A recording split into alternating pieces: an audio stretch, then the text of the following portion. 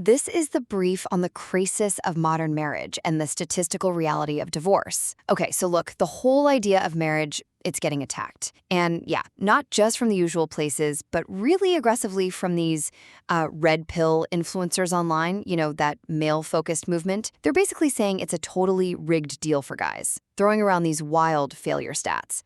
We're going to unpack why those numbers are just wrong. So first, let's talk about their argument. You've got certain voices on the right. Folks like influencer Pearl Davis, who, by the way, isn't married, doesn't have kids, pushing this idea that maybe we should ditch marriage altogether. They'll claim it's a terrible setup for men, sometimes citing failure rates like 75%. But hold on, that number? Often it kind of gets inflated by including guys who are just unhappy, not actually divorced. That really muddies the waters, doesn't it? Second, what are the real numbers then? Because those big failure rates people quote, they're pretty much bogus. That classic 50% divorce rate, that's super outdated, like from the 80s. Today, well, looking at recent U.S. Census data, the percentage of Americans who've ever been divorced, it's actually closer to 35%. That's way, way different from 50 or 75%, right? Big difference. Finally, and this is crucial, remember that even a 35% rate doesn't decide your marriage's fate. Seriously, your personal odds are way more about the choices you make. Things like, marrying someone who shares your core values, actually talking to each other, and both deciding divorce just isn't on the table. It's definitely not some random lottery. Ultimately, marriage isn't some rigged game stacked against you.